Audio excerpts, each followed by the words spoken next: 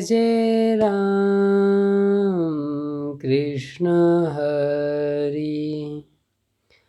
बोला पुंडलिक वरदे विठ्ठल श्री ज्ञानदेव तुकाराम। पंढरीनाथ भगवान की जय। संत सद्गुरु गणेशनाथ महाराज की जय।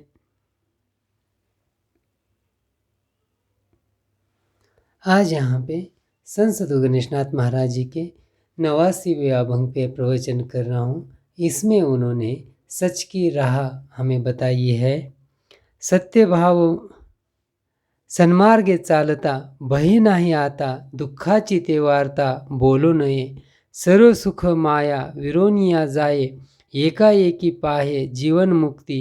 चित्तवृत्ती मन निग्रही निवृत्ती, तरीच होय प्राप्ती ब्रह्मसुख। सद्गुरु करुणा कर, जरी होय उदार, गणेशनाथ पार तरीच पावे। यहाँ पे संत सद्गुरु गणेशनाथ महाराज जी हमें अगर डर भय इन बातों से दूर रहना है तो हमें अच्छे विचारों से ज़िंदगी चलना पड़ेगा। मतलब एक सच की राह, धर्म की राह, नीति की राह, इसके ऊपर चलेंगे तो हमें किसी भी बात का डर भय नहीं होगा। क्योंकि देखिए पांडव अखंड वनवास में रहे, बचपन उनका वनवास में गया, जवानी में भी वो उनको वनवास भोगना पड़ा, परंतु वो कभी भी हमें ऐसे नहीं लगता कि वो दुखी है, वो उदास है, ऐसा नहीं लगता। वो हर वक्त सुखमय है, आनंदमय है।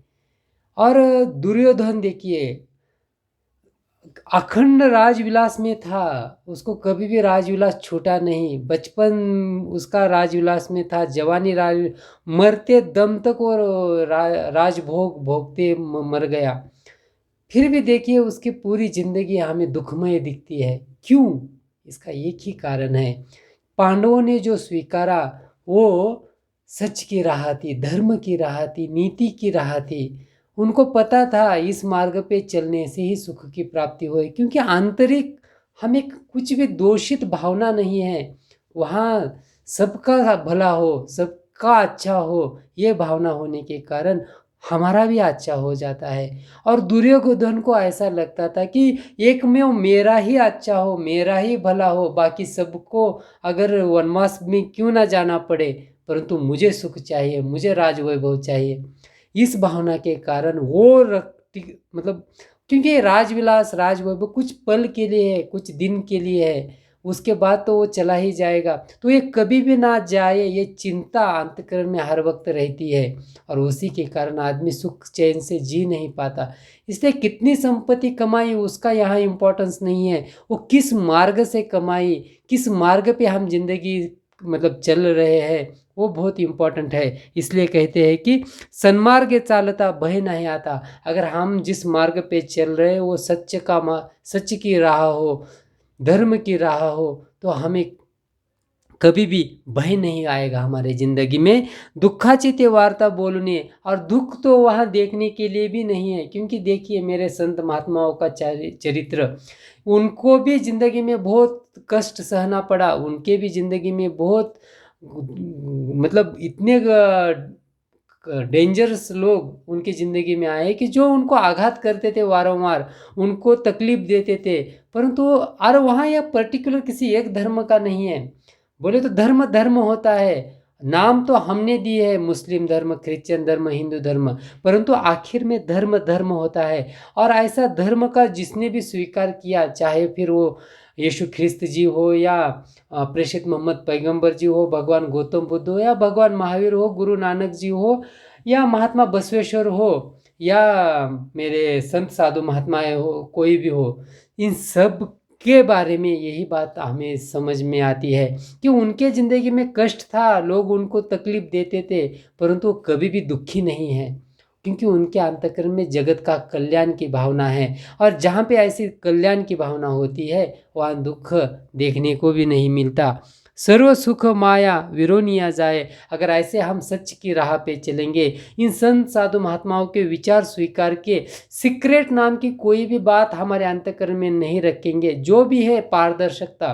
क्योंकि देखो संत महात्माओं का चारित्र्य कैसा होता है कि अंतर्बाह्य वो शुद्ध रहते हैं, निर्मल रहते हैं, जो उनके अंतःकरण में भावना है वही उनके मुख पे है। तो अगर ऐसा हम रहेंगे, इन सीक्रेट बातों से दूर रहेंगे, उतना हम सुखमय रहेंगे। बोले तो किसी को तो मेरी सीक्रेट पता चलेगा तो मेरा क्या होगा, ये जिसके सीक्रेट्स होते हैं उसको दुख है, परंतु जिसके कोई सीक्रेट है ही नहीं, जो पता चलना है चलने दो, मुझे क्या। अगर ऐसी वृत्ति हम धारण करेंगे तो सर्व सुख उसको प्राप्त होता है, और ये जो माया का जो जाल है वो पूरा वहाँ दूर हो जाता है, और एकाएक ही पाए जीवन मुक्ति। और ऐसा लगता है कि मैं तो जीवन मुक्त हूँ, मुझे किस बात का डर, क्योंकि मैंने कुछ गलत कर्म किया ही नहीं, और ना उसको उन गलत कर्मों को छुपाने की ज़रूरत है। हाँ, जब शुरू के स्टेज में हम आज्ञा नहीं रहते, अगर कुछ गलत कर्म हो जाते हैं तो उसी क्षण उन बातों की क्षमा मांग कर, जिसका हमने गलत किया है उसको क्षमा मांग के परमेश्वर के चरणों में समर्पण करके, हे परमेश्वर परमात्मा, मुझसे ये गलत कर्म हुआ था, अभी इसके आगे नहीं होगा, ऐसी भावना हम रखेंगे तो उसी क्षण वो सीक्रेट रखने की भी ज़रूरत नहीं है। हम स्वीकारना जरूरी है जो हमने गलत किया है। आजकल के हम लोग देखते हैं जो भ्रष्टाचार ये सब करते हैं, वो मानते नहीं कि उन्होंने किया है, पुलिस केस होने के बाद भी वो छुपाने का प्रयास करते हैं, छुपाने में ही उनको दुख प्राप्त होता है। तो ऐसे चुप मतलब क्या होगा उससे, एक ना एक दिन तो प्रकट होगा ही दुनिया के सामने, तब क्या करोगे। इसलिए जितना हम इन सीक्रेट बातों से दूर रहेंगे उतना सुखमय होंगे, और वो जीवन मुक्त की अवस्था हम प्राप्त कर पाएंगे। चित्तवृत्ति मन निग्रह निवृत्ति, आगे कहते हैं कि ये जो हमारा चित्त है इसमें निग्रह मतलब दृढ़ निश्चय रहना जरूरी है। किस बातों के लिए, कि मैं इस सच की राह पे चलूँगा, क्योंकि ये मन बहुत चंचल है। जब हम सच की राह पकड़ते हैं, धर्म की राह पकड़ते हैं, तब वो वारंवार हमें इन विकारों के कारण, काम क्रोध लोभ मोह मद मत्सर, इन विकारों के कारण वारंवार हमें भटकाता है। यानी कहता है कि वो तो शॉर्टकट मार्ग से कितना बड़ा आदमी बन गया, और तू सच की राह पे चल रहा है, तुझे तो पैसा भी नहीं है, कुछ भी नहीं, तू तो गरीबी में जी रहा है, तो क्यों ये सब कुछ छोड़ दे, ये धर्म की बातें, और लग जा उसके जैसा गलत कर्म करने, तू भी बड़ा बन जाएगा।